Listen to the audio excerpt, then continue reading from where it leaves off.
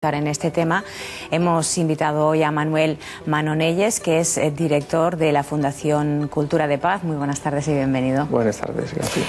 Hemos visto en el vídeo el cambio climático favorece la apertura de nuevas rutas marítimas internacionales y eso traerá consigo muchas consecuencias. ¿Cuáles serían las principales?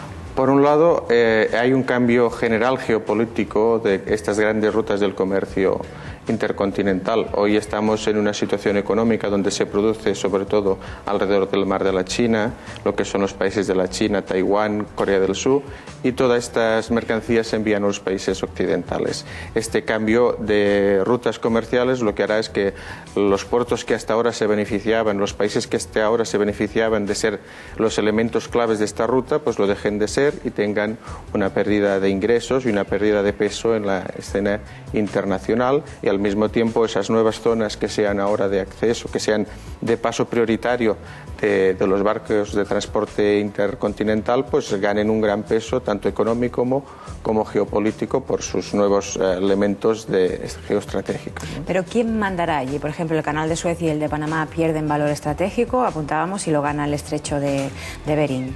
¿Quién mandará? Curiosamente seguirán mandando los mismos, en el sentido que hasta ahora los estrechos de Panamá y de Suez estaban controlados por las grandes potencias, ¿no?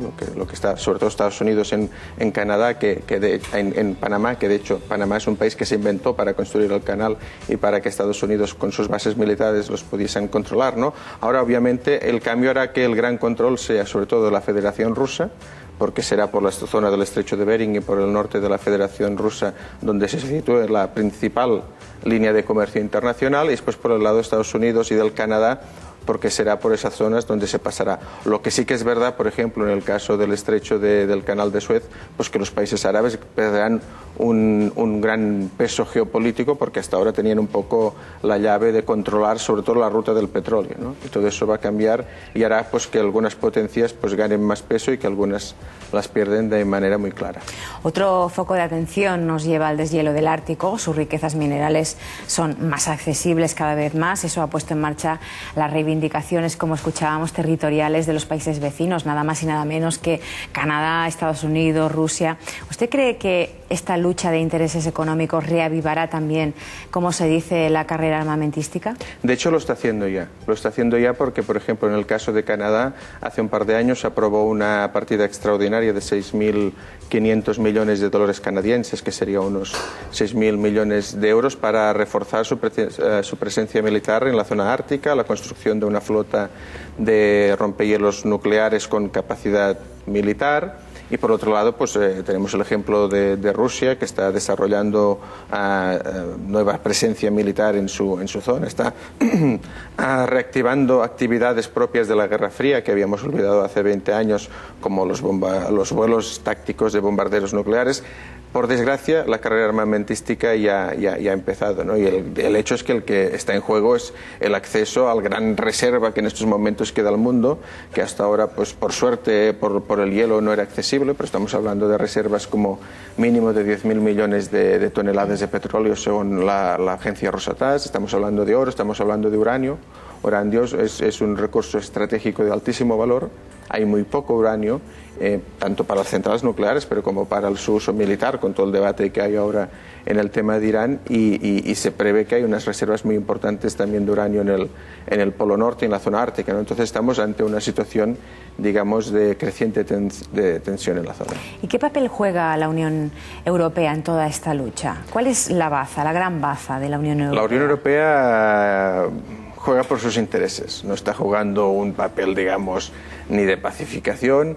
La Unión Europea hasta estos momentos tenía gran capacidad de entrada a la zona ártica por Groenlandia, porque Groenlandia territorialmente forma parte de Dinamarca, pero Groenlandia está en un proceso de independencia que se va a culminar en los próximos años, y entonces la Unión Europea pierde ese acceso directo al Ártico, ¿no? Y por eso es uno de los elementos que nos hace entender una cierta obsesión que hay desde Bruselas para integrar Islandia, que es un país que, como se sabe, en estos momentos está en completa bancarrota, con grandes deudas, pero que sería la única opción que entonces le quedaría a la Unión Europea. Y la integración de Islandia en la Unión Europea, pues por proximidad, pues le daría grandes derechos, una posibilidad, digamos, de entrar de una manera más fácil en el que se llama, algunos ya empiezan a llamar el festín del Ártico.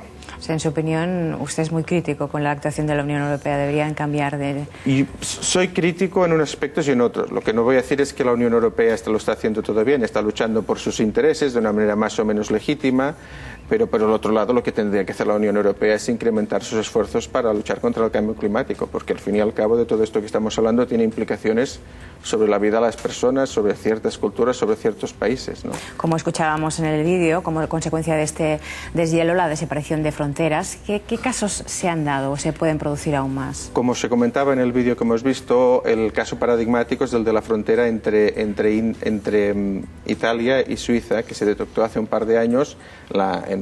Pues cada 2 o 3 años pues se revisa la frontera para ver que todo está correctamente y se identificó que parte de la frontera había desaparecido. Es la frontera alpina, a unos 4.000, 5.000, 6.000 kilómetros de altura, y el deshielo hace que zonas que hasta ahora eran de hielo perpetuo, eso pues desapareciera.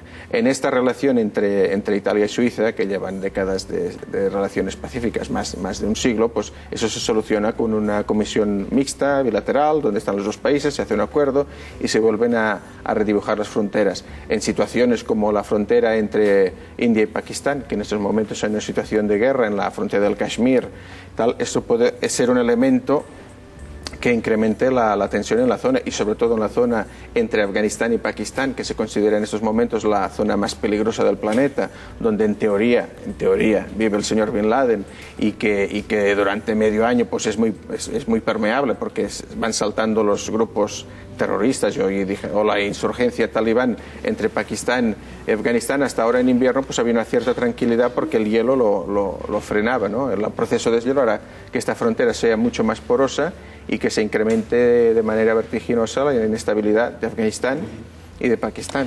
Y Pakistán tiene el arma nuclear. A pesar de todo lo que nos está contando, aún hoy en día hay algunos que niegan el cambio climático. ¿Qué le diría a usted? Hombre, yo les diría por un lado que hay muchos de estos pocos, porque hace unos años eran más, de estos pocos que aún lo niegan, que lo hacen por intereses propios. Está demostrado. El año pasado la revista Newsweek hizo un artículo, una revista americana totalmente, digamos, respetuosa, no se puede acusar que es un grupo ecologista, un grupo radical, ¿no? Y demostró claramente cómo desde hace años algunas petroleras americanas habían creado fundaciones específicamente y exclusivamente para crear argumentación en contra del cambio climático, fuese verdad o no. Era simplemente tener argumentos científicos con los que frenar todo el debate que había en este momento. Entonces, por un lado, hay un claro interés en tener argumentos. Cada vez son menos, pero han conseguido que retrasemos la toma de decisiones 20 años, ¿no? Y eso es lo que nos lleva a una situación de mayor urgencia. Para acabar, ¿podemos esperar algo bueno del cambio climático? Del cambio climático, lo único bueno que podemos esperar es que sea una actitud mucho más responsable de todos nuestros gobiernos. La situación tiene un impacto real. Hay un informe del año pasado que nos sitúa ya sobre los 300.000 muertos anuales por causa directa del cambio climático. Entonces, lo único que podemos esperar y lo que tenemos que exigir de manera muy vehemente es responsabilidad por parte de todos los gobiernos para afrontar lo más pronto posible este reto. Dicho queda. Gracias, Manuel Manonellas, director de la Fundación Cultura de Paz. Muchas gracias. Bueno.